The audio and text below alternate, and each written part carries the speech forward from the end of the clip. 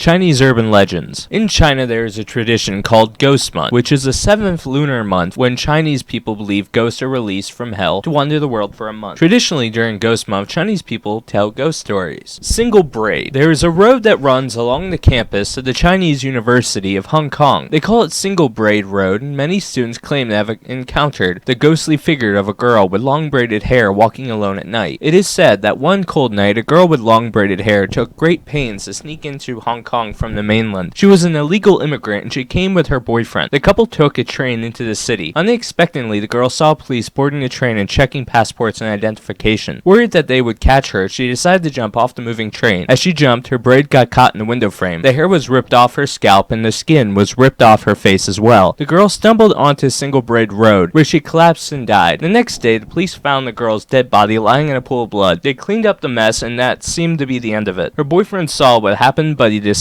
to continue on the train. When he reached his destination, he found a job and never looked for his girlfriend or tried to find out what had happened to her. However, one night, a male student was walking along Single Braid Road when he saw a girl standing there. She had her back to him and all he could see was a long braid down her back. When he called out to her, she didn't answer. When the student came nearer, he tapped the girl on the shoulder. She turned around and the boy saw to his horror that she had no face, no eyes, no ears, no nose, and no mouth. Then she just disappeared into thin air. They say that the girl's ghost has appeared many times since then, but only male students can see her. Bus 375. Bus 375 is a scary Chinese urban legend about a bus in Beijing that disappeared one cold November night and is supposed to be based on a true story. This is also known as the Midnight Bus or the Bus to Fragrant Hills. Lotus Pond. There was a young couple who were in love and they planned to run away together and get married. They arranged to meet at midnight beside the Lotus Pond. The girl showed up on time and waited for the boy to arrive. She waited and waited for such a long time, but her boyfriend never appeared. When the girl was going back to the dormitory, she suddenly spotted her boyfriend with another female classmate. The girl was so distraught that she began to cry and cry. She went back to Lotus Pond and threw herself into the water. She committed suicide by drowning. Sometime after that, another young couple agreed to meet late at night at the Lotus Pond. The boy was early, so he waited at the water's edge, pacing back and forth. Suddenly, he heard a female voice behind him say, "I asked you to meet me at midnight, didn't I?" The boy answered, "No." All of a sudden, two pale white hands emerged from the water and dragged him into the pond. He was drowned to death. Ever since then, at Chongqi, there is an unwritten rule. If you go to the Lotus Pond at midnight and you encounter a girl, do not answer her questions, do not even look at her, otherwise your life will be in danger. Oxtail Soup. There was a young couple who attended the United College. They were both medical students. The dormitories in the college were in the same building that they were separated. The girls lived in the upper floors and the boys lived in the lower floors. They had to study in their rooms until very late at night, and then they were only allowed to go to each other's rooms during visiting hours. So the girl and the boy rarely got a chance to see each other. There were no mobile phones at the time, so it was hard to keep in contact. Every night, the girl would make a cup of oxtail soup for her boyfriend. She would hang it out the window and lower it down to her boyfriend, whose room was directly below her. Every time her boyfriend drank this cup of soup, he got a warm feeling inside. One night, the boy received the usual oxtail soup. He ate it all and then fell asleep with his books open in front of him. The next day, he went upstairs to visit his girlfriend, but she was nowhere to be found. He asked around and the other girls broke the sad news to him. His girlfriend had died of a sudden illness a few days before. Upon hearing this, the boy was overcome by grief. Then he thought for a moment, if his girlfriend died, then who had been lowering the oxtail soup down to him? Littlefinger. There was a male student who often studied in the university library. He would stay there studying in the evenings until it closed. Then he would walk back to his dorm room. Every night, on the way back to the dormitories, he passed a small park and he always saw a young girl sitting on a swing. Finally, one night, he decided to go up to her and started talking with her. From that time on, he would always talk to her for a while before going back to his dorm. Later, when he told his friends about the girl, they asked him to describe her. They told him that the young girl he described looked almost exactly the same as a teacher's daughter who had died in a traffic accident. They said the teacher's daughter had lost her little finger. The student was very curious and wanted to know whether the girl was missing her little finger. So the next night, when he spoke to the girl, he asked if he could see her hands. She didn't want to show them to him, but he demanded to see her hands. The girl thrust out her hand, and when the boy saw that her little finger was missing, he ran away in terror. Later, he always went by the park in the evenings. The swing was always empty, and he never saw the girl again. Room 111, or 111, or 111. There is a room in the basement of New Asia College dormitory called Room 111. Years ago, it was shared by an electronics engineering student and a medical student. Both students got along well together and studied hard all week long. One night, the electronic engineering student was in the room alone. He was under a lot of pressure because of an important test that was coming up. He was afraid that he was going to fail, and he became so upset that he decided to commit suicide. He picked up some circuit boards, copper wire, batteries, welding tools, and a clock. He made a suicide timing tool. He strapped the copper wire to himself and connected it to a powerful battery that was connected to the alarm clock. When the alarm went off, he was electrocuted as he lay in his bed. The next morning, the medical student finally returned to the dormitory. When he went into the room, he saw his roommate lying motionless in the bed and thought he was sleeping. The medical student stayed in the room for days until he finally realized that he had been sharing the room with a dead body. It is said that although the medical student was later removed from the room, he was still very troubled by the incident and ultimately lost his mind. Suffering from mental illness, he was placed in a lunatic asylum for the rest of his life. The school authorities decided to rearrange all the room numbers so that the students wouldn't know which room was 111. In another version of the story, room 111 of Grace Teen Hall was the home of a brilliant science undergraduate who believed he had discovered how to transport himself through space and time. He wrapped himself in an elaborate wire contraption attached to an alarm clock and a powerful battery. When it rang, he believed it would send him hurling into another dimension. The experiment went wrong, and when the alarm rang, the student died of a massive electronic shock. His roommate returned to find him dead on his bed with a note beside him reading, "I will come back soon." If you enjoyed this video, please subscribe. We will greatly appreciate it. Thank you.